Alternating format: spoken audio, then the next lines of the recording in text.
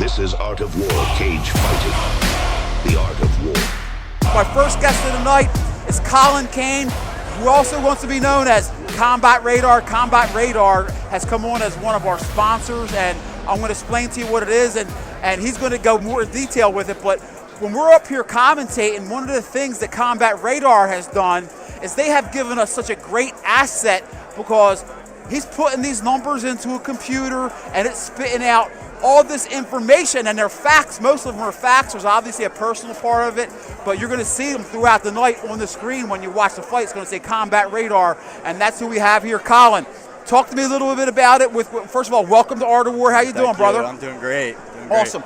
Tell us a little bit about Combat Radar, how you came up with the idea, and how that translated.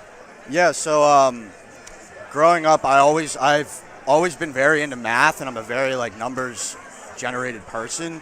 So I noticed that baseball had statistics that were oh, this guy hit a home run in the 7th inning. It's the 4th time this has happened this year. I'm like, that's nuts. Nobody really wants to see that, but MMA doesn't do that, especially regional small promotions. They have these great fighters. It's just they have no marketable statistics or somebody that wants to do that for regional and amateur fighters. And I saw this story. I'm like, there is a big broad picture that people can be showing for this. This is something that we can get more fans involved, more fans engaged just by numbers.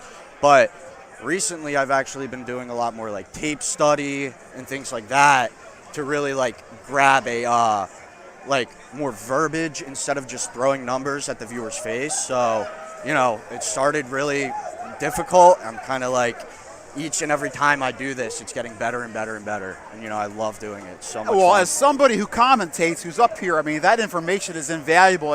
Yeah. It makes it, and most of it is statistics that you're putting in, but you're obviously, like you said, you're doing the film work, because I was making a point about Justin Cheetum tonight, and not it's just stats, but you said he's a powerhouse. Yeah. Obviously, you're watching film and putting the work in.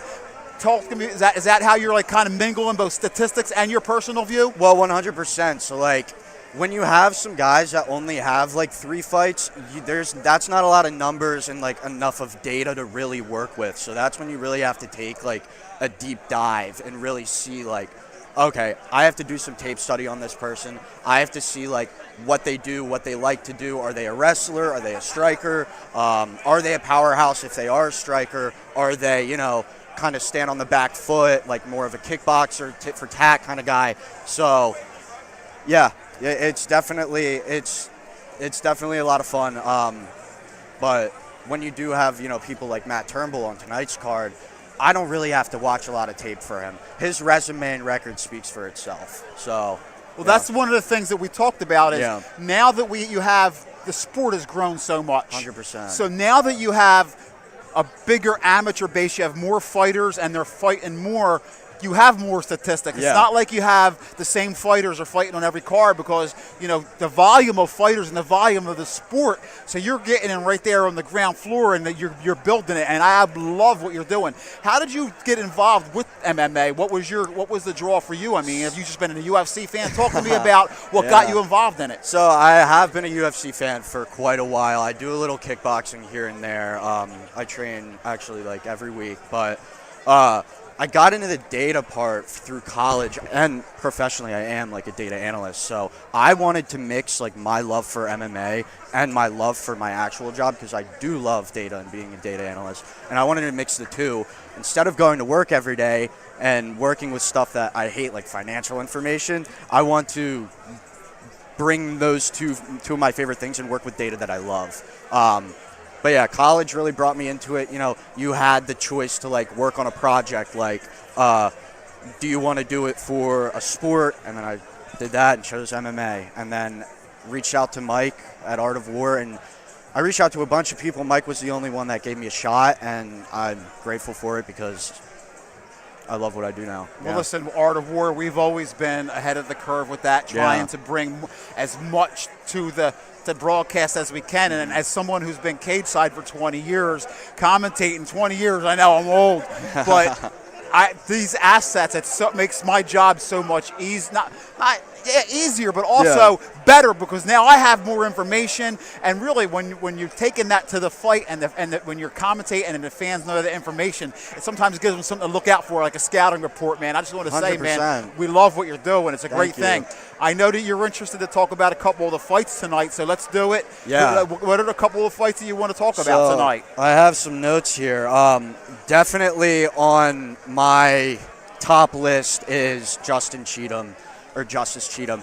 He is somebody that I think we're going to have to keep an eye on, especially if he wins this fight tonight. I think that he is incredibly talented, but on the other hand, I think he's fighting his hardest opponent tonight.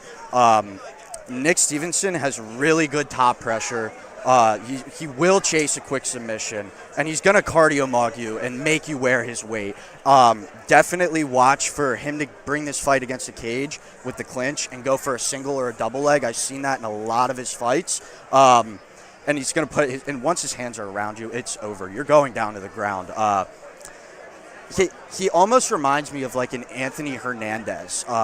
He's just like a very cardio, like it's very impressive. And he will fake his jab and then go for the takedown. So it shows he does have really good fight IQ. I think it's going to be a tough night out for Justice, but if he can get through this, like, I think we have somebody. And even for Nick, this is an opportunity for him to show, like, hey, there's levels to this. Well, listen, Nick has been in the sport a long time. Exactly. He has a giant experience advantage.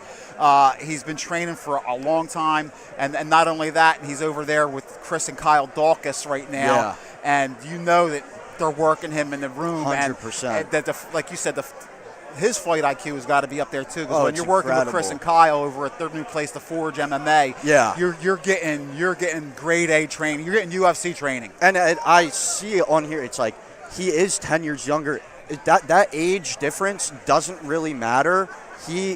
And even though he only has one more fight, his talent, when you watch his tape, he is a fundamentalist mixed martial artist. He knows how to do everything. He's good everywhere. I think he definitely has like better experience for this fight.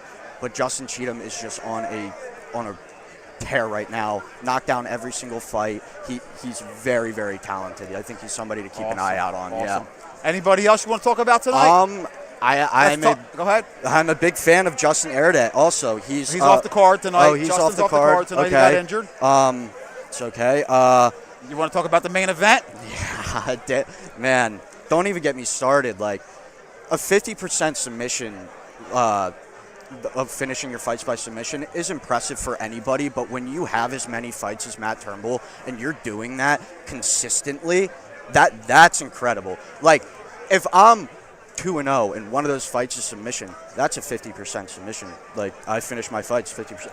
But when you have over 16 fights and you're finishing them that fast, that's absolutely insane. And if you look at some of the people he's beaten on the regional scene, like BMO in his amateur career, Christian Lopez back when he was on a tear, and beat Cafaro and defended the belt, like these are sneakily good wins, especially at the time when he did them. Like I love Matt. I love everything about him. But the guy he's fighting tonight, he's going to come out very flashy. He's going to throw a spinning heel kick, stuff like that. It's really, really cool. You're going to like, I think win or lose, Ryan Yapsam will gain fans tonight just because of how entertaining he is. And listen, not only that, I mean, this is a guy who's the first time he's out of Canada. Yeah. He knows he's coming into enemy territory, and that always shows me a little bit about a fighter who's like, sure, I'll take the main against your home guy. Yeah. I don't give a crap about everybody booing me, not rooting for me. I'm going to go there and fight my fight, have fun. And like you said, I'm really looking forward to it. Combat Radar, listen, check them out all night through the fight. When you see these stats coming up, that's courtesy of my man Colin over at Combat Radar. We're happy to have him here with one of our sponsors. He's going to grow with us. Yeah. And that's why we bring you the best of the best in regional MMA. Colin, man, appreciate you, man. Thank you. Pleasure, man. We'll talk to you again Thanks. soon. Appreciate it. All right.